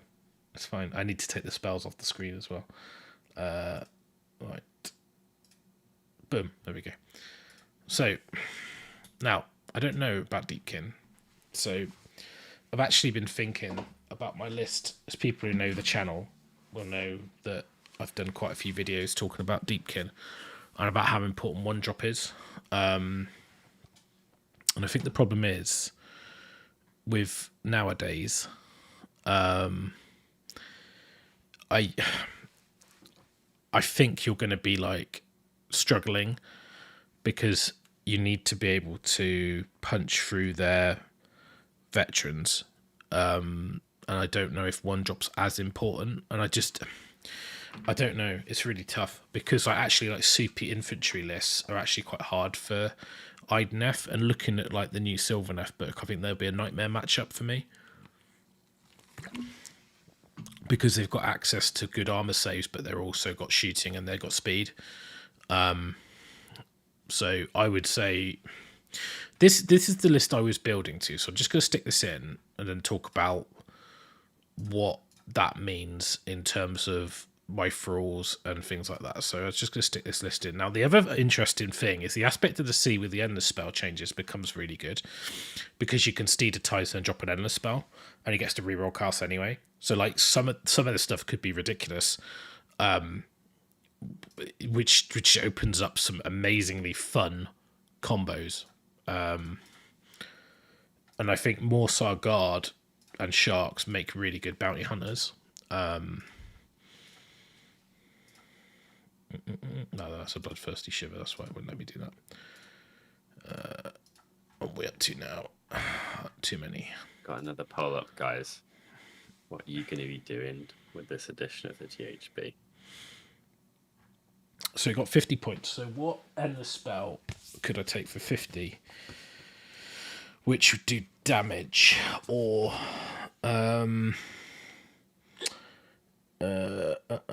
50. You got Cogs is 40, Pendulums 40, Burning Heads 20, Geminids is 40. Quicksilver. Palisade 40. It's annoying. Is what Palisade worth it? For not for damage, but otherwise you got Shards of Valagar. Need 60 points, really, don't you? That's the issue. Shackle. I mean, it's easy fix. You just take the Soul Scryer out and put in Brotan. Then you've got. Then you put in Purple Sun, right? Because it's funny. Wow, the voting's close today. So we've got Stodget, Mega Blob up the table, being like take Battle Line exist, take Resilient Battle Line, and then mass damage with the +1 damage, no veterans, and denial. We've got 53-47. 50-50. I stand corrected.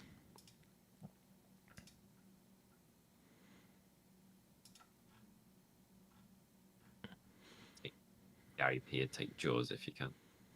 Well, Always you can point take to Jaws. you take whatever. It doesn't matter.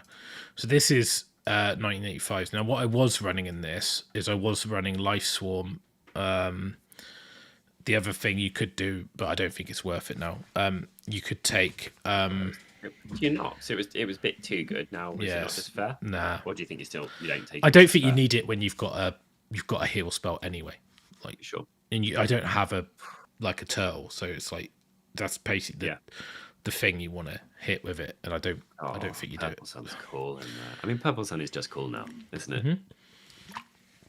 So We've got the Kellyan King, Eidolon, Lotan, Reavers, 6 Morsar Guard, 2 Sharks, 1 Shark, and Purple Sun, 1985. So you could take Iron Arc if you want, which allows you to do that run and charge in any turn, which allows your Morsar to go out and reach something. So I think what you do, you've got 2 options really. You put the Morsar Guard and the Alapexes in Bounty Hunters. You could have 1 unit of 3 Alapexes if you wanted, rather than 1, 2, and 1, 1. So you could put them in Hunters if you wanted to get your drops down. You could put the Reavers, because they're Galatian veterans, in the counters 3 models and objectives. So that's already. But the other thing you could do is you could put the Hero Suite and the Reavers in a 1-drop, and then have 2 more drops. You could be a 3-drop army. So if you imagine Hunters of the Halflands is Bounty Hunters, you could run. Do you want to not be a 1-drop though? I think there'll be hardly any around, so I'd think a 3-drop is still super low. I think you'll be fine. I don't think there'll be many people that will be. Like 3/4 of your games easily you can. And even if you are a 1-drop, if you come up against another 1-drop, you only got 50-50. So I can see that. And it's whether or not the Reavers need to be in the multiple capture and your 2 extra drops higher, or they don't. I mean, you would then need to swap. Oh, I can't make the Alapexes double reinforced because they're not battle line, but you could take a few turns to make them battle line. But you get the idea. So you can run that there, and then copy that, and then make that a 1, and put that in Battle Regiment, and then if I call about a formation, what would it be? I don't know. Let's just call it Line Breaker. I don't know what it is, but put those in Line Breaker. They'll be the multiple one. So basically, you go with that, and you say, right, it's let's get it short. So it's King, who's got the Unstoppable Fury, Armor of the Sci-Fi, which means its sixes don't trigger. Void Chill for -1. He's the general. Eidolon of Mathland, Steed of Tides. We've got the Purple Sun in there to teleport Purple Sun, or you could do Ironjawz or whatever you wanted to do. I think the smart play might be teleport Palisade, then charge the eels in, and they can't stun and shoot, but it's a bit more techy. Lotan, which allows you to give your unit the extra bonuses outside of the tide. So he's got the +1 to wound bubble. So you could even teleport him with the Eidolon where you're going to attack with the eels and the shark. Then you take 6 Morsar, 2 Alapex and a single Alapex. So the 1 Alapex unlocks the battle regiment. The other 2 go in the hunters with the Morsar. And then the 2 to 10 Reavers are in the capture power 3 on objectives Galatian veterans. In terms of grand strategy, I'd probably take the Gloom Tide, where you want to deny them being within 3 inches of your boat, because I think that's quite an easy one. Because one, the enemy's not normally there, or they don't want to be there, or they want to be somewhere else and they got to go stand next to it. You've had some success with it as well. You can kind of dummy people with it a bit to some degree. Also. Yeah. And because you're not taking the boat artifact, you don't care. But I would probably run something like this. I think like Purple Sun or Ravening Horde Jaws is good in that, or even Palisade, because you could teleport, drop Palisade, and go, well, you can't shoot me. Yeah, Palisade's a really interesting option, I think. And then you can then charge the Morsar in. Yeah, but if it doesn't go off, your Morsar don't run and charge, and they're like 28 inches away. So you just go, fine, I'm not going to charge you now. And he doesn't get a reroll, so it's like... Yeah. It's not awful. Plus, I mean, I know it stops your Reaver shooting, but it's quite good if you want to shut off a counter shot. It depends on the meta. So... Yeah, Liam, I've written so many lists with Skaven with Warp Lightning Vortex and Purple Sun and Jaws, because just teleporting, you could teleport multiple times as well. Because you don't struggle to get wounds. You've got Skittle Leap, and you've got the big Skittle Leap, and you can Warpstone Spark reroll. And honestly, if you teleport a Verminlord 6 away and then drop a Warp Lightning Vortex in the middle of their army, it's going to really hurt. And then you could use the artifact to then disappear in the movement phase. So you go like teleport, drop, go away. The only problem is you don't get rerolls, but you could make him your general. You could give him Master of Magic, so you could. Yeah. So not a bad option. No, it's not Hunters of the Halfland. It's the new formation. So it's just because it's not on War Scroll Builder. So when I say Hunters of the Halfland, it's the Bounty Hunters, and then the Line Breaker is the formation which counts you as 3 models on objectives. So yeah, you can't use Hunters. You use the right ones when they exist.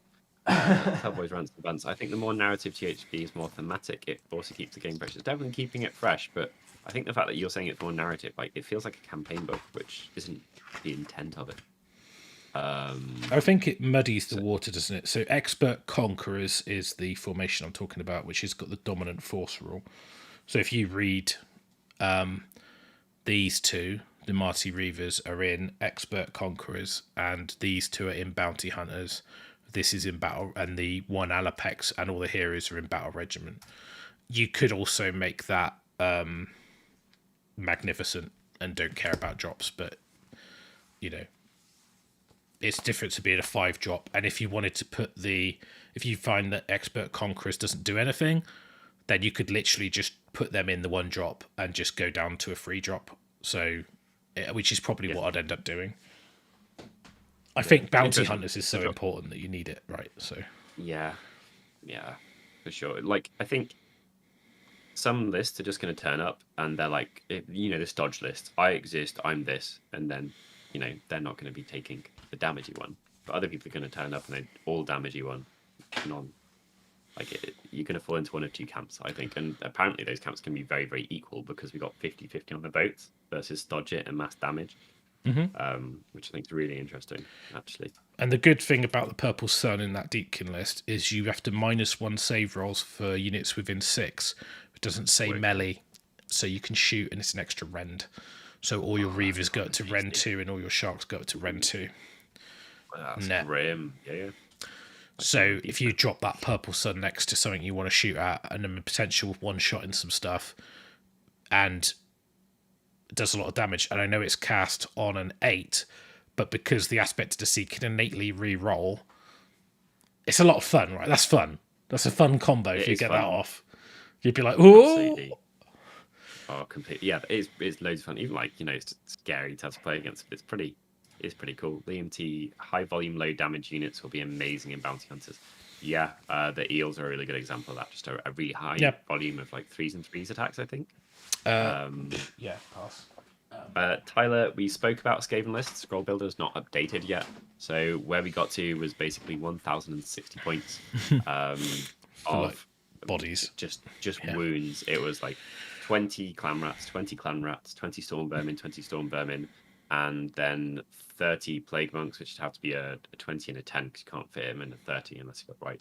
Well, you could take a priest or a furnace, which you're going to take a furnace, so they would be battle line, so it's fine. So it's just take or a corruptor, and then you're battle line. So the nice thing about Skaven is that if you take a hero, it makes stuff battle line, but it doesn't have to be the general, and the battle line is a choice. So if you're not going to double reinforce them, you say, well, actually, I don't want them to be veterans. Oh yeah. So it's so good, nice like the flexibility there. That's like 1,400 something points, and you've still got 500 to spare, and you've got a billion wounds and quite a lot of options. Yeah, I'll talk about my Eshin list forts, okay, which is not really an Eshin list. So it's 405 points for the Deceiver. I think Slinks unit's 255. You have 270 for a unit of 20 Storm Vermin. I think the Grey Seer on Bell is 335 or 325. I'm on it. 325. Then, so that's basically you got a Deceiver, a Grey Seer, 20 dudes, and Slinks unit, and you're already at 1,255. So, because you've got an Eshin hero in Slink and you've got an Eshin hero in the Deceiver, you could run 2 Night Runner units as your battle line veteran, and they get pre-game moves, and they're only 90 points for 10 models, I believe. Yes. So you could add 2 units to United. Now, these could be subbed out for 20 clan rats, and you just don't care, or you could have 120 and whatever. So I'm up to like 1,400. Now, I actually think what I want with this is either to make the Storm Vermin a 30 or to have another 20. And what you could also do is then add an Arch Warlock in who's 155. I want the Warp Lightning Vortex, which is 80, I believe. And then 80, yeah. Maybe I want like 2 units of Giselles, which is 1910. So and a Warp Fire Thrower. So that's 20 Storm Vermin, Warp Fire Thrower, 2 units of 10 Night Runners, which could be Clan Rats, will take you to 2k. Grey Seer on Screaming Bell with Skit Elite, Verminlord Deceiver, who doesn't get a spell, Arch Warlock with more Warp Power, 2 units of 3 Giselles, the Warp Lightning Vortex, and Warp Fire Thrower hidden in the Storm Vermin with Slink and his unit. There you go, there's my list. Done. New Purple Sun is cast on 8. 8. Yeah, I thought it was an 8. Mm-hmm. And that is, I know it's not guaranteed, but when you've got a reroll, and the impact of it going off is huge. Oh, completely. Because you want to be benefiting from the definite if you do get it off, and then just loving the bonus, right? So the fact that you've got shooting in your list makes that way better and more flexible. Or just being able to back the Eidolon, him going in when something's got he's effectively got one more in. No. He might actually kill one model. Nope. Kill a single plague bearer nope. with him. No. No, it won't. No. Okay, I've played too many games trying to kill something with that thing, and you cannot rely on it. I've done best day ever. I've done everything, all that attack, still don't kill anything. No, doesn't kill things. It's not what it does. What he does do is teleport around, capture objectives, and kick things over, which is good. I think there's a lot of strats now with teleport spell. Now, there is a scenario where you can't do teleports, which is actually going to be huge against Sylvaneth. My Skaven aren't going to like it because they want to have their teleport shenanigans, because I think that's how you make the list good. You know, you've got like Slinks unit, you've got the Deceiver, you've got all the teleport shenanigans. But I think that's kind of the nice thing about having a pre-game move. You have something sneaky, and you need something sneaky in Skaven. Yeah. I would probably go for like 1 unit of Night Runners, 120 of Clan Rats, 120 of Storm Vermin. Then at least you've got the option to put the warp fluffer in the Clan Rats to keep your opponent guessing. Yeah. So I'm going to super sneaky up an Arcane YOLO Troll and Purple Sun to the face. Why not? I don't mind Purple Sun being how it is. You know, it might feel different after a couple of events if I see it doing some crazy stuff in games, but I'm kind of down with it being like that. Yeah, the auto cast endless spell is good. It's also Bone Reapers have that. They have an auto cast spell on a Mortizan, so you can guarantee one of these spells going off with no roll. So it's, although they don't have teleports, it's I was going to say it's super strong. Slow and can't get there. Yeah, it's still good. I mean, like, you don't have to be fast. Hi, Kraken Marks. I'm just going to worry you, and if not, -1 save is great. The only issue with Sun is it affects you as well. So it's quite. That's why it's good in the IDNF, because you're fast enough to be, and you've got such a small like deliverable footprint with eels. You can like put the Sun, have them within 6, and you go in the side and just, you know, like a little eel cloud on one side, and you do all your damage. Mortizan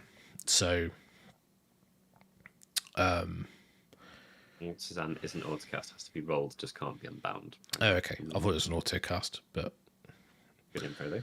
It's a White Dwarf update, so who knows? Take your style. Yes, I mean, a load of these sound like cool lists, right? It is nice that stuff's mixed, you know, being mixed up. I don't feel it's hugely balanced in terms of what different lists I've got access to, especially with the battle tactics and stuff like that. But everything is different, and it's nice seeing stock of certain things right. I think my thing that I have the biggest difficulty with is you just shouldn't allow anyone to have +1 damage. That's crazy. Like, War Chanters for free for every book. Yeah, it's only +1 against veterans, and I get this is the dichotomy choice where you've got to say, do I take veterans or do I not take veterans, or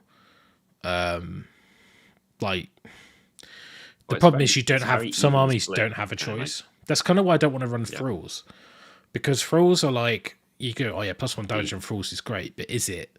Because you can't necessarily get to their veterans, and they're going to have anything in their army could be +1 against you, and they're not fragile. They are fragile. They're not resilient, and you have to put so much effort into making them resilient with stuff like Lotan for 5-up ward, with the turtle, with the high tide ritual, and you're like, so you've done it all, and then even with a 5-up ward, the fact they don't have a good armor save means that you're taking double the amount of ward saves.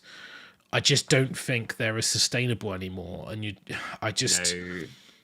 and it seems really bonkers because you go, it's all about infantry and they should be great, but infantry's not all equal. Like, I think if it's a Nurgle blob, it's great because it's resilient. It's all about resilient infantry, yeah. But I think any fragile infantry that shoots is fine, because you can shoot and be on objectives, not be in combat. So the +1 damage is not a you know, like Reavers, fine. Oh yeah, absolutely fine. But like, if you've got, it's either resilient melee or like 18 inches or greater ranged, and I think they feel okay either way. But in the middle or elsewise, just doesn't feel as good. Alex Wilkins, Purple Sun with Nagash and Nighthorn teleport and drop it in. If you're managing to make that work, dude, like, I don't think anyone in the room will complain. Nagash. No, I know, poor boy. Yeah. Just don't. Yeah, but I think that's the difficult thing for me, is just understanding, like, should I go away from the 1 drop, and then it'll be, do I be a 3 drop or a 5 drop? If I'm a 5 drop, I've got more capture power, but then I'm not necessarily dictating the turn, but it's a different list. Like, I can be a lot further back in my deployment zone because I've got the eels and the reavers, and they can I don't need to be your arm further is forward. so much longer than your opponent, and it was already well long anyway. I just think even if you don't know what other people are doing either. It's not about you; it's what other people are doing. And like, what's happening there? And it doesn't really have something to get your teeth into, does it? Which is the I feel when stuff changes this much, you should just take what you know and do what you were doing anyway until the dust settles. You know, obviously, if you think it's fun to try something completely different, then I'm definitely going to try that purple sun drop. Oh yeah, well, I think that's a nice thing to like shuffle into. My Amber of the Sea just slut dropping the purple sun into their army. I think that's great. Hey, you've got to get your value out of him, right? His stock is rising slowly and incrementally. I just think it just adds so much to the army, and if endless spells are going to be more of a thing, then having a reroll, dispel, or unbind is going to be huge.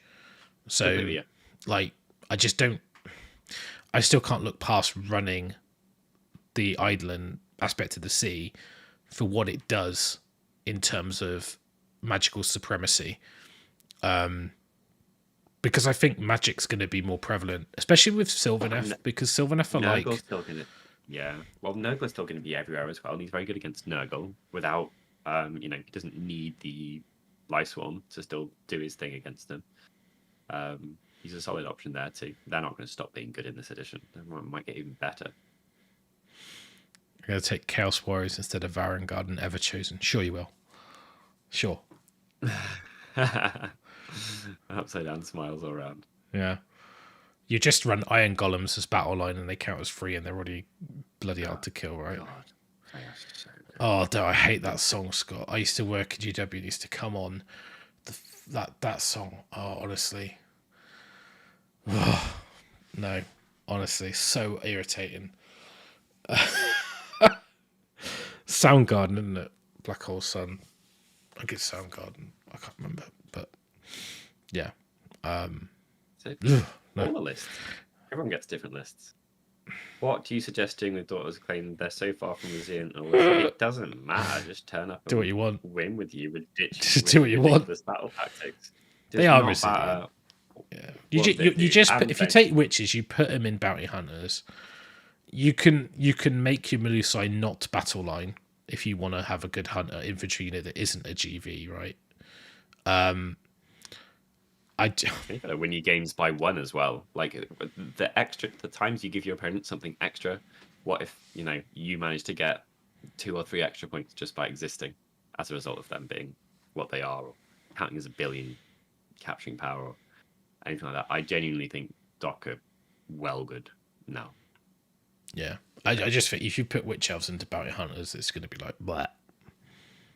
Put Witch Elves into bounty hunters. Take some Canary so you can auto get battle tactics with the most ridiculous list of battle tactics that's in the entire game, and just give your opponent some points a couple of times because you got every point every turn if you played it right, and it was almost not even you can get a lot of things without your opponent being able to deny them in Doc, and that's powerful. Yeah. Incarnates getting better. Incarnates are already great. They did not need help. Can we just ban them? I would be entirely up for them being banned at any event I was at or running.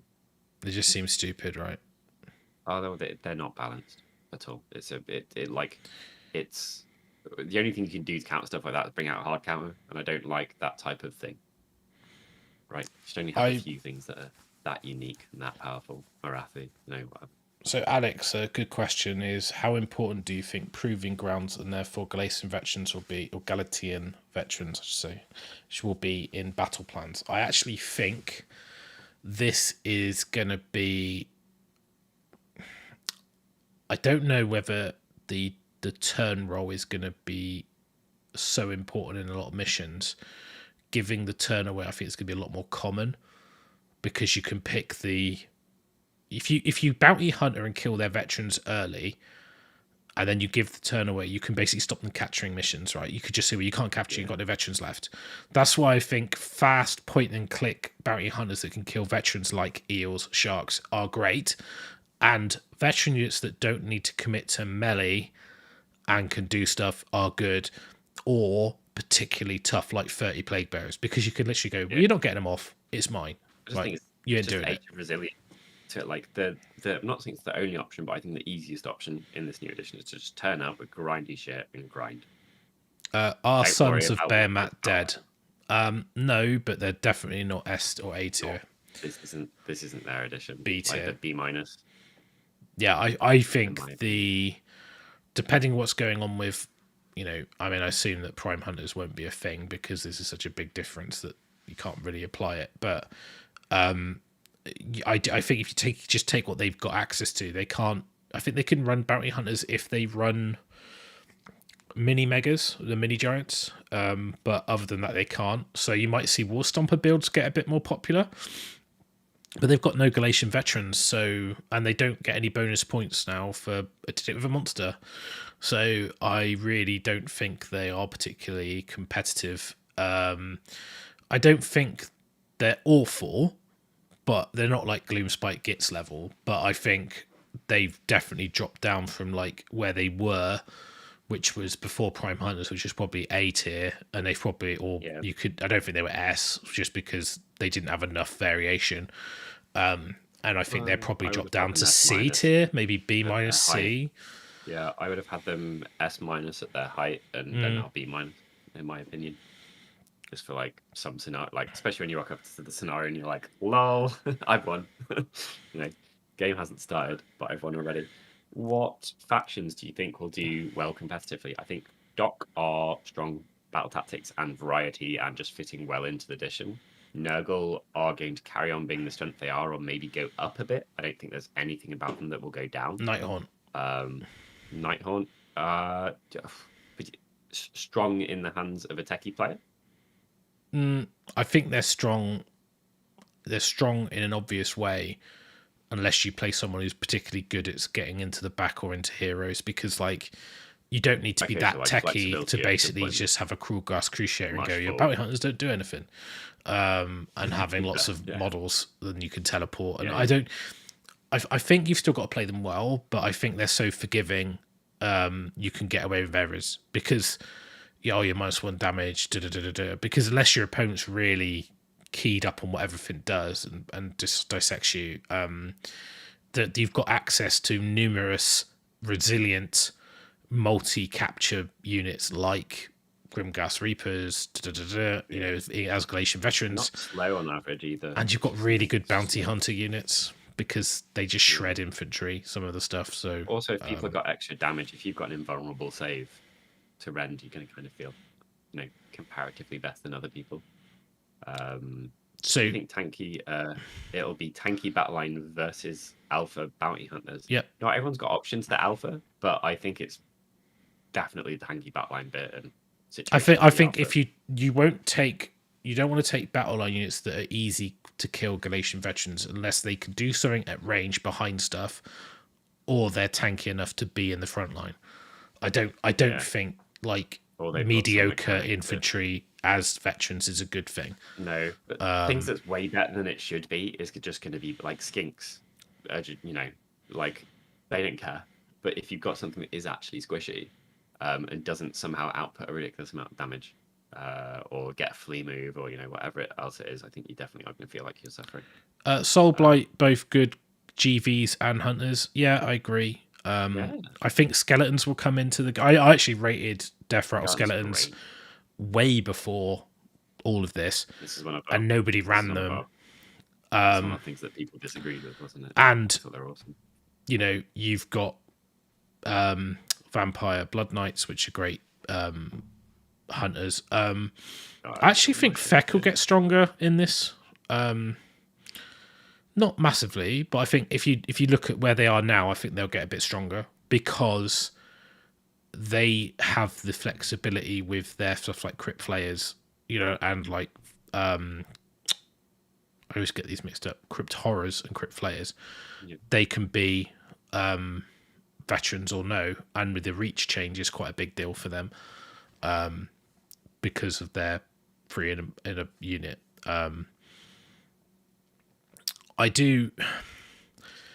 I do think that also Stormcast infantry builds will get popular. I think like Hallowed Knights with Gardas take in, and I think Bring in we models mentioned back it. that had a 5-up after save. Well, yeah, and like even like the Andrasta, and we talked about the sword dudes, which I've been told are vanquishers, and Michael Underwood's mentioned them in the chat. Their 1-inch reach was the killer for them. They're actually going to be pretty good.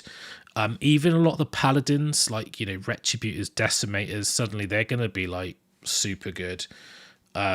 So I think like infantry Stormcast. I mean, you can take an all paladin army if you take Knights Excelsior. They become battle line. So I think that's great. Yeah, I like that. No, Gary, we've not. Sorry, go on.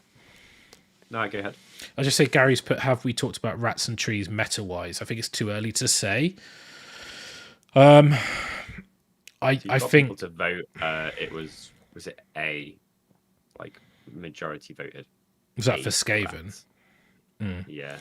So I think Skaven are difficult. I think they're going to be they're quite flexible. They've got lots of cool stuff. They've got the ability to do lots of mortals or damage, but I think they also will implode. And I think it's an army. They remind me a little bit of like Deepkin in a way that if you don't, things don't go your well, it's going to implode.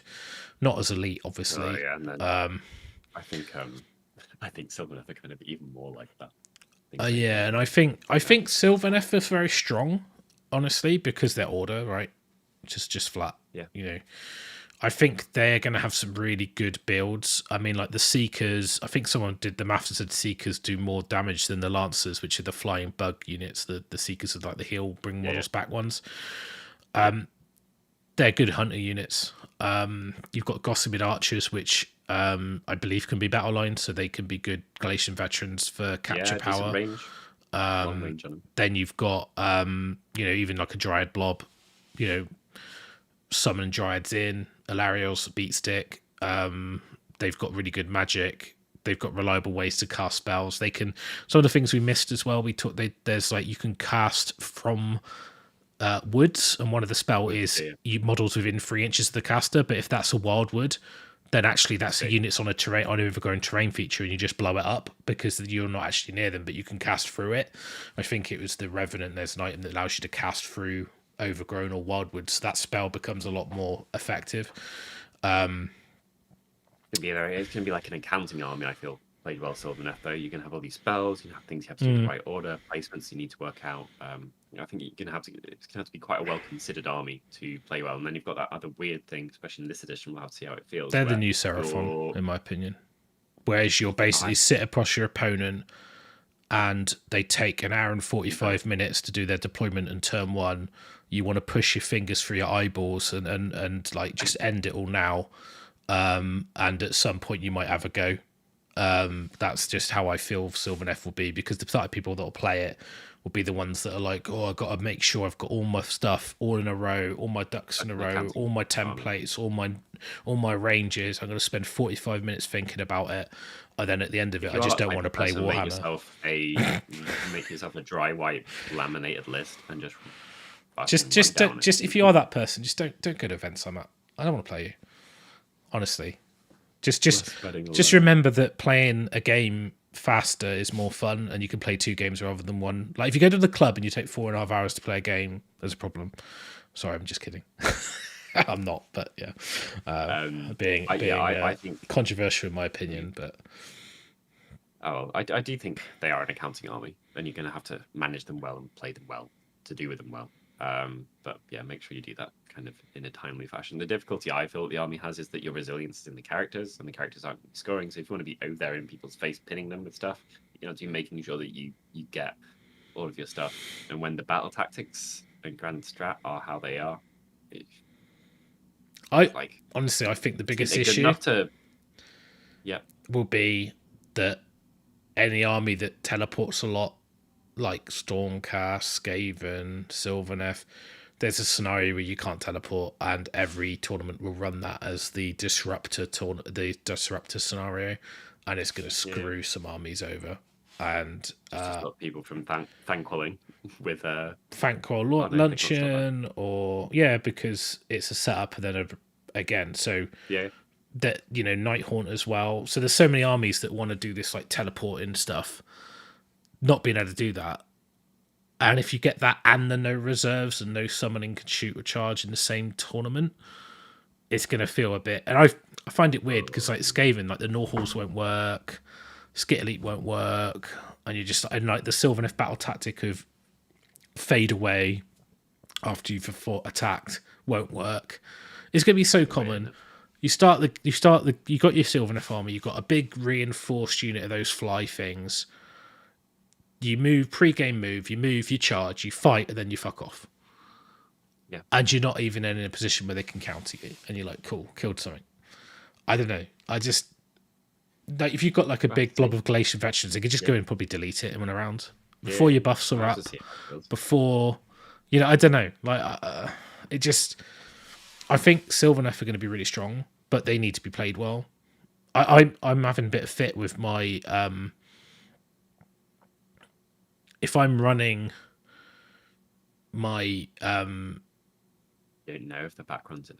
Well, the thing is about that, Jack, is it's one of the standard match play missions, so you don't know they're going to play it, but you've got to think if your list is built around that and that mission comes up, it's going to be hard work, right? So you're going to have to think about that when you build a list. It's like, it's not that unlikely. I mean, most of the missions now, most of the events I go to now run the no reserves mission pretty much every time randomly, but you know, because it's a disruptor, right?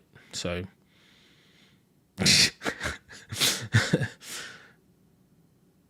no, I'm fine, Liam. Like I don't mind. Like if you follow me around with that, I'll happily play that. So that's fine. That's fun. But I mean, talking about a lot of different lists, that is a plus. I have obviously I'm not the hugest fan of this edition that we're going to be playing. Yes, Andrew. The variety is there. Just don't, as long as you don't play Diablo Immortal, you're okay, because you'd have to remortgage your house to get your max level character. I've heard it, so a couple of people download it, so it's an absolute triumph. Apparently it's an amazing game. Honestly, but yeah, just unfortunately the market side. Diablo Immoral. Not always, Jack. Sometimes they say they're random, but so. See. I'm interested to see when we start getting reports back of people playing under this. I don't know when the first events are that are using it, but it's going to be... Depends. I mean, Carnage is in... I'm going to Carnage in August. I might be going to Blackout if I get a ticket in August. September. So September. So, like, I've got Carnage in August for sure. I'm not doing anything in July. So June, July, or end of August. So basically, I haven't really got any events coming up. I am very tempted to paint a Skaven army because I kind of want one. But I also want to try out this new IDNF list now that we just talked about it. So I don't know. You're just excited for Purple Sun. You know your Purple Sun and Turquoise will look amazing. So that's where you need to start. Yeah, that's true. Going to get nerdy about Diablo. Everyone should just play Project Diablo. Yeah, shouldn't talk about Diablo with you on the channel, should we? Mr. Number One Necro, or whatever you were at the time. I'm too nerded out on it, guys. I'll go well deep. I don't think that's happening this time though, because I'm at Glastonbury when it drops. So not sure if I'm going to come back on Monday and just sit in your tent. Sit in your tent with your laptop. Okay. Wi-Fi. Yeah. So my laptop. Wi-Fi your phone and end up with like the bill of death. Yeah. So, but I think like it's interesting. I don't think any of us really know. Well, as I say, we don't think we know. We don't know. We just jaw-jacking, talking shit, basically. Yeah. Clash of Swords in July. We can get some reports back from that. See how the world looks, the Brave New World. I'm interested to see like what September looks like, and really what I mean is what FaceHammer looks like in October, because it's going to have enough time for people to find their feet with this pack and stuff. And I was thinking about not running this handbook, honestly. Because obviously I've had the foresight to have seen it, and I'm not a fan. But then on reflection of the weekend and talking through it and going through it, I actually don't think it's that bad. And I think just running it is running it, but it's whether or not there needs to be some comp. But I don't know if comp's going to be a thing, because how do we comp if we haven't any data? So or change scenarios or something. Yeah, it's difficult, isn't it?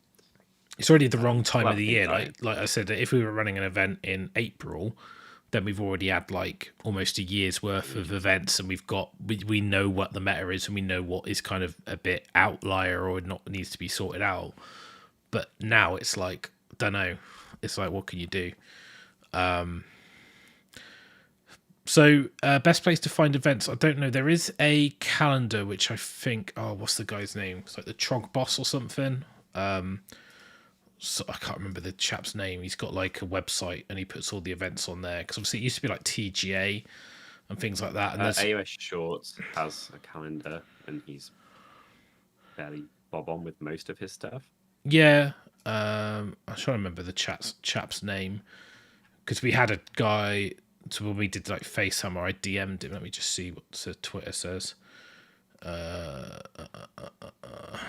Sorry, you can fill if you want. So It's all good. Yeah, I've checked it out. So you've got yeah. So I'll drop in AOS Shorts calendar while Russ is researching. This should be pretty decent. Link there. I think I might have done it on my private. Do you think this GHB is going to be too complex to run in 20? So we just got to start at some point. I don't think you it'll know. be complicated in time, because people will just understand it, right? They'll just be like, "Oh, I know what this The does." game's now." too complicated at the moment. It's not GHB's fault. No, It doesn't- exactly. This one does not help. No. Genuinely, it definitely doesn't help, but it's more of a fundamental issue than that, in my opinion. Stew from weapon skill 10, apparently. Paul Haley was saying. Hey, Paul, by the way. Search the dank hold. That's it. Dank Russ. Hold. That's the guy. Yeah. I know it was something to do with trolls. I just couldn't remember it. Yeah. So. Oh my god, that web address. I'll link it, guys, because It's- you won't get it by typing in the dank hold. Yeah. It's Trog at Trog GSP. _WMW. He must be part of the Weapon Skill 10 club, right? Is that is Pete that I've played before, I think. So hi Pete, if that's you. Yeah, so that's he's got quite a good events calendar that's kind of up to date, so that's quite useful. Events tab at the top, nice and clean. Yeah. Obviously, we're talking UK specific here, I believe. I think he'll put anything on there as long as he knows, but Okay. mostly at Wicked. UK, right? So Yeah, between there and AOS, I'm sure you AOS Shorts. I'm sure you managed to yeah, get a decent selection. yeah, look like mostly UK. That is the hackiest looking URL. You shouldn't struggle to find them in the UK, though, dude. Whether it's one. I mean, it is a thing. Like a one lot of day new looking players just don't know where to go. Like Yeah, you. absolutely. I mean, it depends how good your Google foo is, right? But Just ask on any of the social medias, and you'll get some helpful answers if anyone's looking to find events at all. yeah, got to be careful because I'm live streaming. So, yeah, that's it, Stuart. Okay, cool. Yeah, awesome. Yeah. Anyway, so yeah, that's where you can look. I don't know. Like, I think for me, I might try out that Deepkin list. I do want to try and put a Skaven list together. I think a lot of my lists will revolve around teleporting and dropping a spell because I think it's funny. Yeah. Well, I think you feel more like doing gimmicks at the start when everything in the world is so up in the air that you don't quite know where the dust's going to settle to. I actually think like I Nighthorn are probably- going to be super strong. I'll probably take something a bit low brain, or just that is something that is close to what I've already ran. That isn't Nurgle. low brain. Nurgle's the new Gargants, right? It is. I got bored of it being soft brain and mixed it up, and I did enjoy the Bellacore list, so maybe I take that or something. Yeah, Gary, I think brutes are super good as vets. Yeah, brutes they're not bad. That's for sure. Yeah, I like the fact they've got a rule which stops one wound infantry capturing objectives, and with Nighthorn and Daughters of Cain and Thralls, that rule Great suddenly bonus. becomes good. Like it's like before really you were like most stuff's got more than one wound. Meh. I think 10 Blight Kings are gonna be Money. amazing. So yeah, cheers, Jack. Thanks Jack. for joining us. I think we're gonna Need to wrap bounce up now, finally. right? So Yeah. it's Absolutely. been a fun Guys, show. pop your lists below. Please do. Absolutely. Let us know your thoughts on like the new battle tomes and the handbook. If you think that you're going to run Galatian veterans, if you are, what units are they going to be? Are you going to run the formations? Are you going to stick with one drop? What's your what's your thing, and if you think Verminlords are too expensive, let us know as well. Haha. I don't think they are. Absolutely. If guys, if you want to help support us, there are the objective markers. Yeah. Please take a look. They're super useful, especially while you're running 110 infantry to annoy Russ or trees or whatever it is. I don't mind. Events. Yeah, absolutely. Those, and you can buy dice to help support the podcast as well. You can also get some themed, like what, paint racks. So get paint racks, yeah. And I think also I will get a FACEHAMMER dice tray to be a thing that exists pretty soon. So keep your eyes peeled for that. We'll do that.